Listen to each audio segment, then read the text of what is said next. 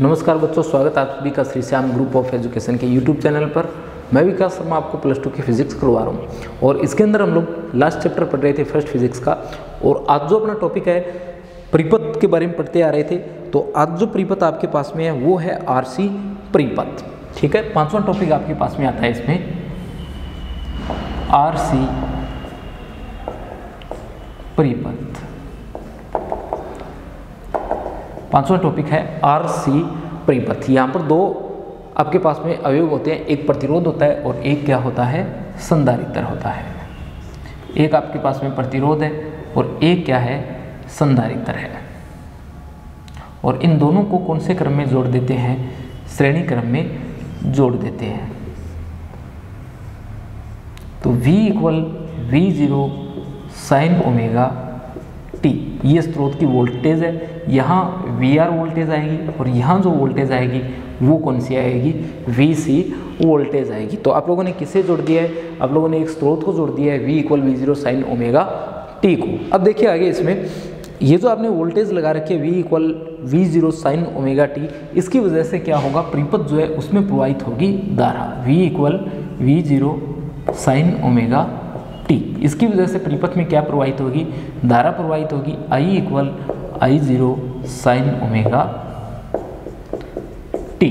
ठीक है, I equal I0 sine omega T, ये धारा जो है यहाँ पर परिपथ में प्रवाहित होने वाली है। तो जब यहाँ से I equal I0 sine omega T धारा प्रवाहित होगी,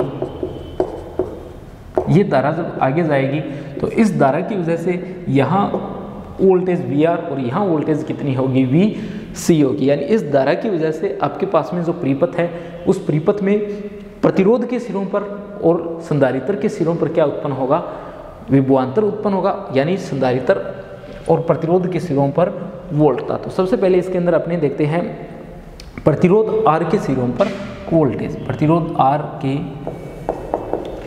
सिरों पर वोल्टेज यानी विभवांतर, सिरों पर विभवांतर।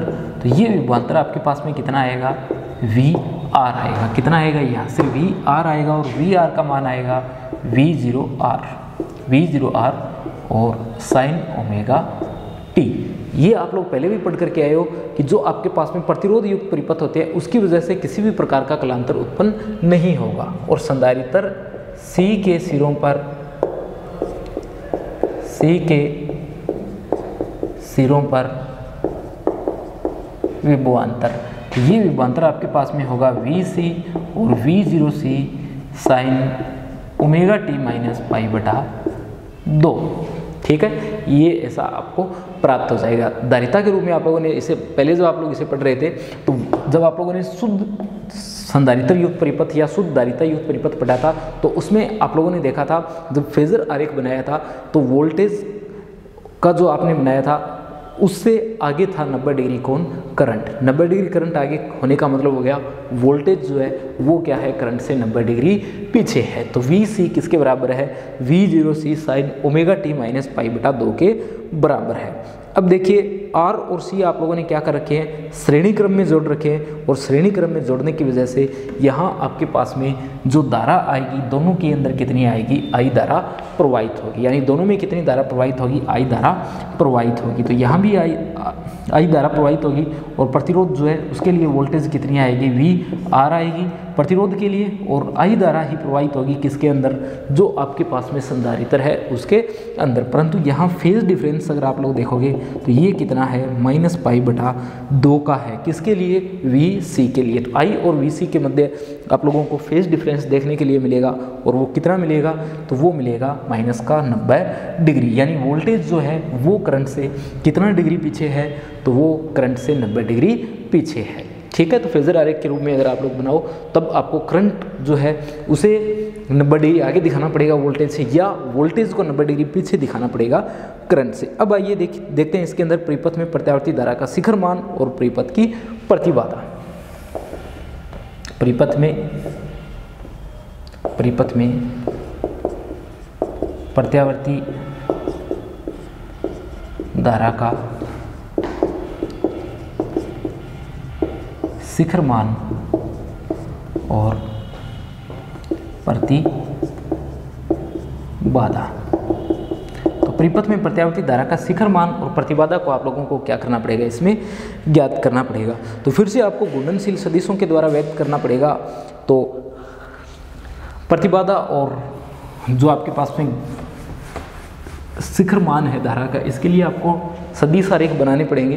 तो सबसे पहले हम लोग सदिश आरेख बनाते हैं। ये आपका ओ ए वेक्टर आ जाएगा इस साइड, ओ ए वेक्टर, ओ ए वेक्टर, और इस साइड अपने ओ बी वेक्टर लिख देंगे, ठीक है। और यहाँ आ जाएगा इनका परिणामी मान।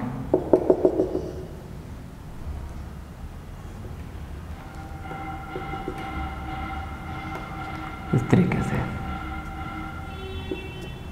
और ये आ जाएगा इनके बीच में फेज डिफरेंस कितने का, 5 का। 5 फेज डिफरेंस के साथ में आपके पास में ये लिखे गए हैं। ये V0R और ये आपके पास में आ जाएगा, इसी तरफ आपके पास में I है, I0 भी आप लोग लिख सकते हो, और ये आ जाएगा V0C, ठीक है। तो V0R और V0C के रूप में आपको क्या करना है, इसमें टर्म्स लिखनी है। दूसरा आप लोगों को क्या करना है, यहाँ पर जो आपके पास में परिणामी मान है, परिणामी मान को भी लिख देना है, और परिणामी मान कितना आएगा, V0 आएगा। यानी दोनों के लिए परिणामी सदिश जो आपको प्राप्त होगा वो क्या होगा, V0 होगा। ये बात भी आप लोग ध्यान रखना कि घूर्णनशील सदिश के द्वारा सिर्फ व्यक्त कर रहे हैं, बाकी वोल्टेज और करंट दोनों किस प्रकार की राशि होती है, आपके पास में अदिश राशियाँ होती है, ना तो वोल्टेज की दिशा होती है और ना ही करंट की दिशा होती है, परंतु घूर्णनशील सदिश के द्वारा आपने क्या कर रहे हैं, इसे व्यक्त कर रहे हैं। कला आरेख बनाते समय हम लोगों ने ऐसा पढ़ा था। आगे देखिए, इसमें आप लोगों को क्या करना है, जो समकोण त्रिभुज आपको दिखाई दे रहा है, उस समकोण त्रिभुज के अंदर अपने क्या करेंगे, पाइथागोरस प्रमेय लगाएंगे। तो आप लोग देखिए इसमें क्या लिखोगे, आपको लिखना पड़ेगा,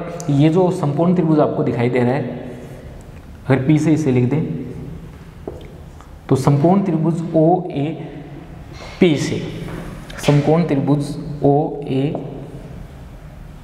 पी से, समकोण त्रिभुज ओ ए पी से आप लोग क्या करोगे, यहाँ पर पाइथागोरस प्रमेय लगाओगे। तो लिखोगे पाइथागोरस प्रमेय से। तो यहाँ पर आपको पाइथागोरस प्रमेय जो है वो लगानी पड़ेगी। पाइथागोरस प्रमेय लगाने के बाद में आपके पास में मान आने वाला है ओ पी का। तो ओ पी की आएगी स्क्वायर, और किसके बराबर, ओ ए की स्क्वायर प्लस ए पी की स्क्वायर के बराबर। सारे मान आपके पास में ओ पी जो है उसकी स्क्वायर कितनी आएगी, तो उसकी स्क्वायर आएगी V0 और इसकी स्क्वायर। ओ ए की स्क्वायर करोगे तो V0R और इसकी स्क्वायर, प्लस ए पी की जब आप लोग स्क्वायर करोगे तो V0C की आएगी स्क्वायर। तो यहाँ पर ये सीधा बन जाएगा V स्क्वायर V0R की स्क्वायर, और प्लस कितना बन जाएगा, V0C की स्क्वायर बन जाएगी। और V0 का अगर मान ज्ञात करते तब अंडरूट के रूप में आप लोग ये वैल्यू लिख देते कि V0 आपके पास में कितना है, अंडरूट V0R स्क्वायर और V0C की स्क्वायर, ठीक है। तो ये मान आपको यहाँ से प्राप्त होता है। दूसरा आप लोग मान रख सकते हो किसका, V0R का और V0C का। V0R का अगर आप लोग मान रखना चाहो तो ये आएगा I0R, और V0C का अगर मान रखना चाहो तो ये आएगा I0XC। इन दोनों मानों को अगर यहाँ पर रखो आप लोग, या तो यहाँ रख दो या यहाँ रख दो।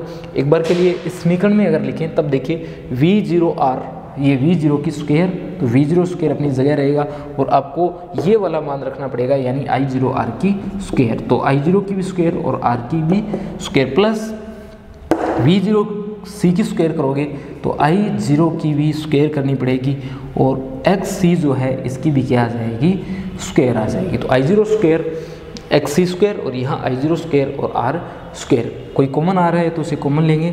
तो कॉमन आ रहा है यहाँ पर I0 की स्क्वायर, और आपके पास में बनता है R स्क्वायर प्लस XC की स्क्वायर। यहाँ से I0 स्क्वायर का मान आपको प्राप्त हो जाएगा कितना, V0 स्क्वायर बटा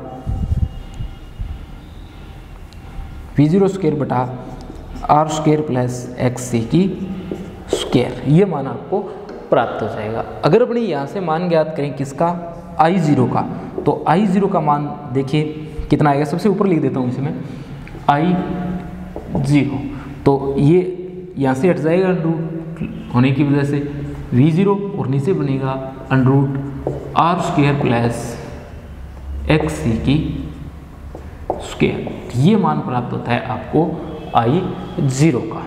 आप लोग जानते हो XC जो है, XC इसको लिखा जाता है 1/ओमेगा C से, और ये आपके पास में क्या है, प्रतिघात है। ये क्या है, प्रतिघात है। ये कौन सा प्रतिघात है, तो ये दारितीय प्रतिघात है। कौन सा प्रतिघात है आपके पास में, ये प्रतिघात है, दारितीय प्रतिघात। ठीक, ये कौन सा प्रतिघात है, दारितीय प्रतिघात है। एक्स सी इक्वल 1/ω_c। तो यहाँ पर आप लोग क्या करोगे, इसे रखोगे तो 1/ω² c स्क्वायर के साथ में ये टर्म आएगी। दूसरा आप लोगों को ये टर्म दिख रही होगी, ये वाली टर्म r² प्लस एक्स सी की स्क्वायर, इसको लिखा जाता है z से, या आप लोग ZRC से लिख दो, RC परिपथ होने की वजह से, या सीधा z से भी आप लोग इसे लिख सकते हो। और इस टर्म को आप लोग जानते हो किसके नाम से, प्रतिबाधा के नाम से। किस नाम से जानी जाती है ये टर्म, इसे जाना जाता है प्रतिबाधा। यानी RC परिपथ जो आपके पास में है, इसमें प्रत्यावर्ती धारा के मार्ग में जो प्रभावी रुकावट उत्पन्न हो रही है, उस प्रभावी रुकावट को किस नाम से आप लोग जानते हो, तो इसे जानते हो आप लोग प्रतिबाधा के नाम से, ZRC। ZRC को अगर आप लोग देखो तो ZRC किसके बराबर है, ये बराबर है √r² प्लस एक्स सी की स्क्वायर के। और ये वाला मान अगर इसमें रखा होता तो ये बनता ZRC बराबर r² प्लस एक्स सी की होल स्क्वायर, यानी 1/ω² c स्क्वायर और इसका √। ठीक है, तो ZRC बराबर √r² प्लस 1/ω² और c स्क्वायर, और इसे कहा जाता है प्रतिबाधा। और ये प्रत्यावर्ती परिपथ की क्या है, प्रभावी रुकावट है। प्रत्यावर्ती परिपथ की आपके पास में क्या है, प्रभावी रुकावट होती है। और इसका अगर आपको मात्रक लिखना हो तो इसका मात्रक भी क्या होता है, ओम होता है। ध्यान रखना, इसका मात्रक भी ओम है, और ये जो आपके पास में XC है, इसका मात्रक भी ओम है, और प्रतिरोध R का मात्रक भी क्या है, ओम है। आप लोग विमा की समांगता का नियम जानते हो कि प्रत्येक पद की विमा जो है हमेशा क्या रहती है, बराबर रहती है। तो यहाँ से आप लोग इसका प्रतिबाधा आरेख भी बना सकते हो। फिर से आपको सारी टर्म्स समझाता हूँ, और अपने इसका प्रतिबाधा आरेख बनाएंगे, कलांतर ज्ञात करेंगे, और उसके बाद में इसका कला आरेख और फेजर आरेख भी हम लोग बनाएंगे। परिणामी धारा जो आने वाली है, उस परिणामी धारा का मान भी ज्ञात करेंगे। देखिए आपके पास में परिपथ है, ये कौन सा, RC परिपथ, R और C परिपथ, RC परिपथ, यानी एक प्रतिरोध और एक संधारित्र जो है वो कौन से क्रम में जोड़ा गया है, तो वो श्रेणी क्रम में जोड़ा गया है। तो V = V0 sin ω_t, और इसकी वजह से जो करंट जा रहा है वो I0 sin ω_t जा रहा है। ध्यान रखना, ये दोनों टर्म्स जो आप लोगों ने लिखी है, ये किसके लिए, स्रोत के लिए है। तो ये स्रोत के लिए तो है, परंतु श्रेणी क्रम में जुड़े हुए होने की वजह से करंट दोनों के अंदर क्या रहेगा, समान रहेगा। यानी आप लोग VC V0 इन सब को तो ज्ञात करोगे, परंतु करंट जो है वो दोनों के लिए क्या रहेगा, समान रहेगा, I = I0 sin ω_t। Voltage अगर देखो आप लोग, तो वोल्टेज के मान आपको दो प्राप्त होंगे, एक तो VR के लिए और एक VC के लिए। VR के लिए जो आपके पास में मान आने वाला है, तो वो तो आएगा VR = V0R sin ω_t। शुद्ध प्रतिरोध युक्त परिपथ के अंदर आप लोगों ने पढ़ा था कि जो हमारे पास में प्रतिरोध युक्त परिपथ होता है, उसमें वोल्टेज और करंट के बीच में कलांतर 0 होता है। फिर आता है C के सिरों पर विभवांतर, तो वो VC से लिखा जाता है, और किसके बराबर आता है, V0C sin ω_t माइनस π/2 के। VC = V0C sin ω_t minus π/2 के। ठीक है, इसके बराबर आता है। तो यहाँ से आप लोग अब क्या करोगे, प्रत्यावर्ती धारा का शिखर मान और प्रतिबाधा का मान जो है वो ज्ञात करेंगे। तो सबसे पहले आपको यहाँ पर एक सदिश आरेख बनाना पड़ेगा, जिसके अंदर अपने सदिश OA वेक्टर के द्वारा V0R को व्यक्त करेंगे, और OB वेक्टर द्वारा V0C को व्यक्त करेंगे, और इनका परिणामी जो आएगा उसे OP वेक्टर द्वारा व्यक्त करेंगे, और वो कितना आएगा, V0 आएगा। इसके लिए आपको क्या करना पड़ेगा, यहाँ पर पाइथागोरस प्रमेय लगानी पड़ेगी, और पाइथागोरस प्रमेय अगर आप लोग लगाते हो तो ये टर्म्स आपके पास में आएगी, V0² बराबर V0R की स्क्वायर V0C की होल स्क्वायर। फिर आप लोग V0 का मान अगर ज्ञात करते हैं तो V0R² प्लस V0C² और इसका √ करते, और आप लोग V0R का मान रखते I0R और V0C का मान रखते I0XC, दोनों मान समीकरण के अंदर। तो ये आता V0 की square equal I0² R² plus I0² XC की स्क्वायर, और यहाँ से I0² कॉमन आने के बाद में R² प्लस XC की स्क्वायर हमारे पास में बचती। तो यहाँ से आप लोग I0² का मान ज्ञात करते, कितना आता, V0² बटा R² प्लस XC की स्क्वायर, और फिर आपके पास में मान आ जाता है किसका, I0 का, यानी प्रत्यावर्ती धारा का जो शिखर मान हम लोग ज्ञात कर रहे थे वो मान आपको प्राप्त हो जाता है। कितना, I0 इक्वल V0 बटा under root R square plus XC की होल स्क्वायर। जो XC आपके पास में होता है इसे कहा जाता है दारितीय प्रतिघात। इसे हम लोग क्या कहते हैं, दारितीय प्रतिघात कहते हैं। और XC जो है वो किसके बराबर होता है, 1 बटा ओमेगा C के बराबर होता है। तो हम लोगों ने लिख दिया XC बराबर 1 बटा ओमेगा C।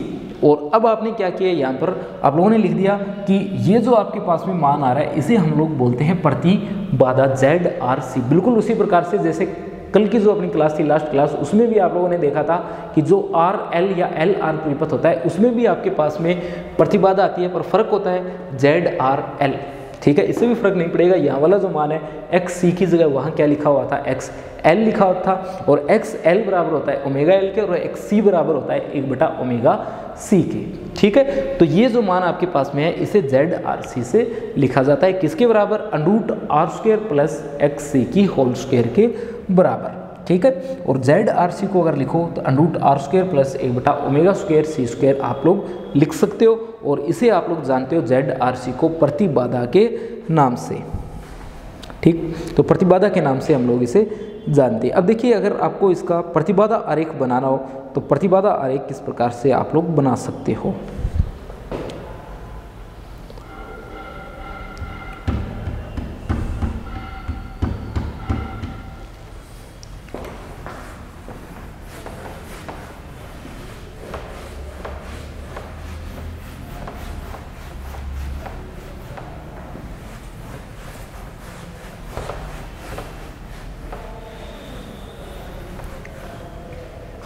यहाँ से अगर आपको प्रतिबाधा आरेख बनाना होता तो इस तरीके से हम लोग बनाते हैं। इसमें इसे ऊपर भी ले जा सकते हो, वाई डैश से इसे दर्शा सकते हो, ये एक्स डैश है, इधर भी आता है।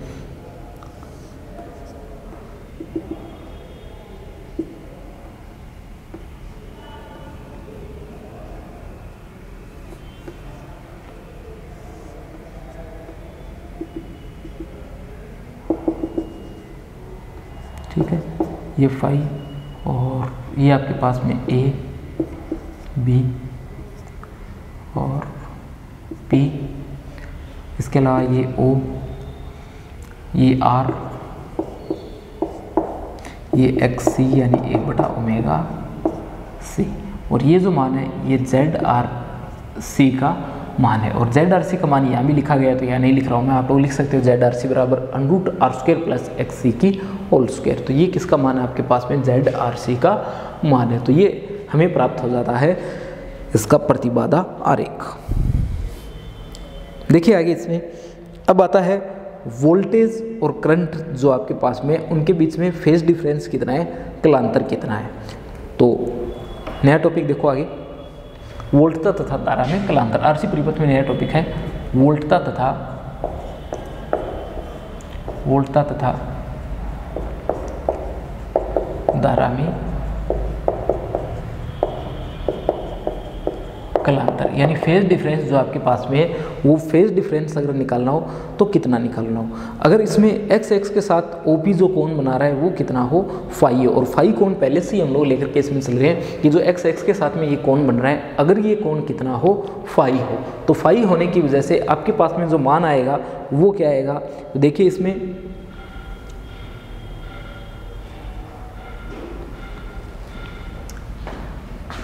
टेन फाई का मान, टेन फाई यहाँ से आप लोग ज्ञात करोगे। तो टेन फाई का अगर मान ज्ञात करना हो तो एक तो आपके पास में ये टर्म है और इस टर्म का मान कितना है, ए पी कितना है, ए पी, और अपॉन में कितना है, ओ ए। ठीक है, ए पी बटा कितना है, तो ये आपके पास में है ओ ए, और ए पी का जो मान है हमारे पास में कितना है, वी जीरो सी है, कितना है, वी जीरो सी, और ओ ए का मान है वी जीरो आर। तो वी जीरो सी बटा मान कितना है, वी जीरो आर है। यहाँ से आप लोग देख सकते हो कि वी जीरो सी है वो किसके बराबर होता है, ये बराबर होता है आई जीरो एक्स सी के, और वी जीरो आर जो है वो किसके बराबर होता है, आई जीरो आर के बराबर होता है। दोनों ही मान इसमें अगर हम लोग रख दें तो ये बनेगा आई जीरो एक्स सी बटा आई जीरो आर। ठीक है, I0 से I0 कैंसिल, तो ये बनता है XC/R। ये आपके पास में मान आ जाता है tan फाई का। और आप अगर फाई का मान ज्ञात करो तो फाई बन जाता है tan इनवर्स XC/R। ठीक है, फाई कितना बन जाता है tan इनवर्स XC/R, या phi equal tan inverse XC/R, या फिर आप लोग ये भी लिख सकते हो V0C/V0R। ये वाला मान भी आप लोग इसमें लिख सकते हो, पर ये मान आप लोगों को जरूर याद रखना होगा। तो फाई का एक तो मान आ जाता है tan इनवर्स XC/R, और दूसरा आ जाता है phi equal tan inverse V0C/V0R। तो अब आप लोग इसमें देख सकते हो कि दोनों के बीच में फेज डिफरेंस जो है वो कितना आता है, फाई का फेज डिफरेंस आता है। ठीक है, तो आप लोगों ने शुरुआत में ही देखा था ये बात तो, कि आपके पास में एक तो शुद्ध प्रतिरोध युक्त परिपथ होता है और एक आपके पास में परिपथ होता है शुद्ध संधारित्र युक्त। दोनों के अंदर क्या फ़र्क होता है, दोनों में फ़र्क होता है कि जो शुद्ध प्रतिरोध युक्त होता है उसमें फेज डिफरेंस 0 डिग्री होता है, और शुद्ध संधारित्र या शुद्ध धारिता युक्त परिपथ होता है उसके लिए फेज डिफरेंस होता है π/2। पर अगर दोनों को श्रेणी क्रम में एक साथ जोड़ दिया जाए तब ये फेज डिफरेंस ना तो ये होता है ना ये होता है कि कितने का हो जाता है, फाई का हो जाता है। फिर फाई कितना होगा ये डिपेंड करेगा R और C की वैल्यूज़ पर, जिससे आप लोग देखोगे कि यहाँ से फाई का मान हमें प्राप्त हो जाएगा। तो अब देखिए अपने इनके लिए अगर आप लोग फेजर डायग्राम और ज्या आरेख अगर आप लोग इसमें बनाते हो तो आपको दो समीकरणें प्राप्त होगी। एक तो V = V0 sin ωt, एक I = I0 sin ωt plus phi.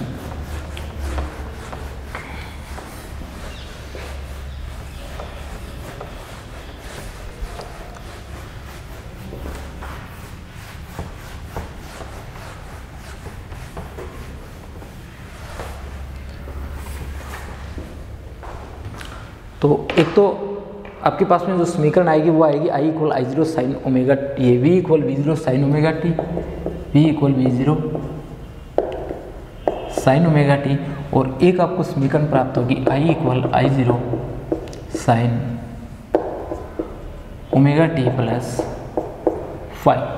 और शुद्ध संधारित्र युक्त या शुद्ध धारिता युक्त परिपथ जो आप लोगों ने पढ़ा था वहाँ पर ये फेज डिफरेंस कितना था, तो ये फेज डिफरेंस था वहाँ पर 90 डिग्री का। तो सबसे पहले आप लोग इसका कौन सा आरेख बना लो, ज्या आरेख बना लो, ज्या आरेख। तो ज्या आरेख अगर आप लोग इसका बनाओ तो सबसे पहले वोल्टेज का बना लेते हैं।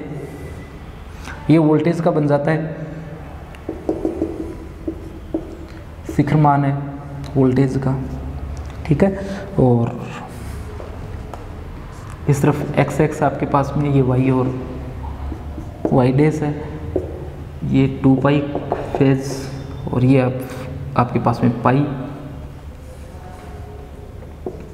2 पाई का और पाई का, और यहाँ आ जाता है π/2 और यहाँ आ जाता है 3/2 पाई। और ये जो करंट है आप लोग देख सकते हो वोल्टेज के सापेक्ष कितनी आगे है, फाई कला कोण से आगे, यानी दोनों के बीच में अगर आप लोग फेज डिफरेंस देखो किसके, वोल्टेज और करंट के मध्य, तो दोनों के मध्य फेज डिफरेंस जो है वो फाई का है। तो फाई कला कोण से ये करंट क्या है आगे, यानी जो मान इसका आपको 0 पर प्राप्त होगा वो मान इससे पहले ही प्राप्त हो जाएगा। ये वोल्टेज का है, और करंट के लिए जब आप लोग इसे बनाओगे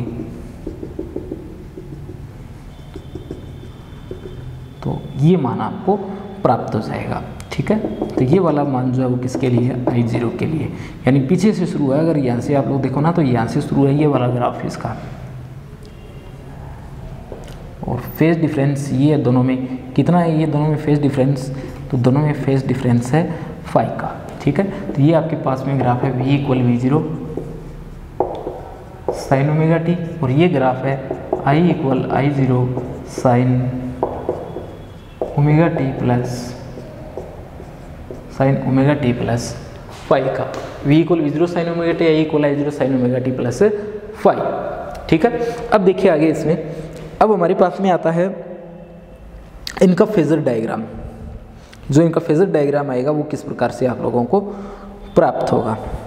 तो फेजर डायग्राम अगर आप लोग बनाओ, देखिए एग्जाम में जो आपके प्रश्न पूछे जाते हैं उनमें एक तो आप लोगों से जो फेजर आरेख है उन्हें सीधा सीधा पूछा जा सकता है कि जो आपके पास में आरसी या आरएल या शुद्ध प्रेरकता या शुद्ध संधारित्र या शुद्ध धारिता युक्त जो परिपथ है उसमें फेज डिफरेंस जो है वो कितना होता है। tan फाई जो है उस tan फाई का फॉर्मूला आपसे पूछा जा सकता है, जैसे XC/L, ये XC/R, और एक फॉर्मूला कल भी हम लोगों ने पढ़ा था XL/R tan फाई का, तो वो फॉर्मूले सीधे आपसे पूछे जा सकते हैं, या इनके जो फेजर आरेख और जो साइन वेव वाला आपके पास में डायग्राम है ये भी आप लोगों से सीधे पूछे जा सकते हैं।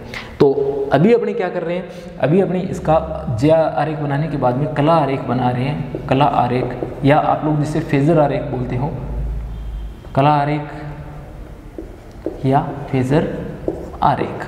ये जो फेजर आरेख हम अपने खींचने वाले हैं, तो सबसे पहले आप लोग इसमें क्या करो, इसके लिए खींच दो।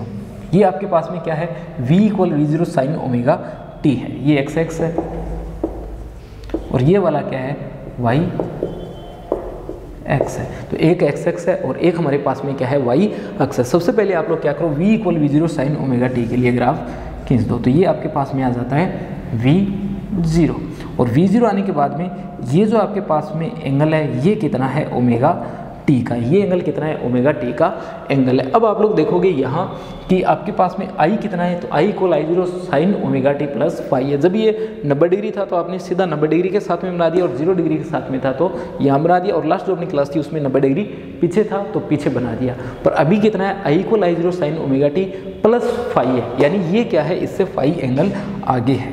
तो यहाँ फाई एंगल आगे आपको क्या प्राप्त हो जाएगा, इससे फाई एंगल आगे आपको मिल जाएगा I0, ठीक है। और इसी साइड आपके पास में क्या है, V0R है। तो V0R और I0R जो है वो आपके दोनों एक ही साइड प्राप्त होंगे, ठीक है। V0R जो है वो कितना आ जाएगा, V0R आपका आ जाएगा I0R के बराबर। इसी साइड I0 है और इसी साइड क्या है, V0R है। और इससे R जो आपके पास में होता है उससे 90 डिग्री पर, या V0R जो है इससे 90 डिग्री पर आपके पास में कौन स्थित होता है, इससे 90 डिग्री पर आपके पास में स्थित होता है V0C, ठीक है। तो V0C जो है वो इससे कितना डिग्री पीछे है, ये इससे 90 डिग्री पीछे है। तो ये आपको प्राप्त हो जाता है इसका फेजर आरेख। तो आप लोगों ने इसके ज्या आरेख और फेजर आरेख भी बना लिए। एक बार फिर से अगर आपको मैं बताऊं तो आपको क्या करना है, ज्या आरेख बनाते समय आप लोगों ने जो इस तरीके का आरेख बनाया है और फिर आप लोगों ने इसे यहाँ से शुरू कर दिया था, ऐसा जो आपने आरेख बनाया है ये बिल्कुल उसी के जैसा आरेख है। ये V था और ये क्या था, I था, पर यहाँ जो फेज डिफरेंस था वो कितना था, 90 डिग्री था। अब ये 90 तो है नहीं, कितना है, फाई है, यानी 0 और 90 के बीच का कोई एक है। तो हमने थोड़ा सा क्या कर दिया, इसे कम कर दिया, यानी पहले ये पूरा यहाँ तक आ रहा था, इतना पीछे जा रहा था, अब हमने थोड़ा इसे आगे ले लिया है। तो आपको ये डायग्राम इससे प्राप्त हो जाता है। और यहाँ आपने क्या प्राप्त हो जाता है, इसका परिणामी V0 जो है वो प्राप्त हो जाता है। तो इस तरीके से आपको क्या करना है, इनके कला आरेख और ज्या आरेख जो है वो बनाने हैं। इस साइड आपके या तो V आएगा या I आएगा, दोनों आएंगे, V और I, ठीक है। V और I दोनों आ सकते हैं आपके लिए इसमें। तो ये आपको प्राप्त हो जाता है इनका फेजर आरेख। तो इसका बचा हुआ पार्ट जो है LCR वो अपने नेक्स्ट क्लास में पढ़ेंगे।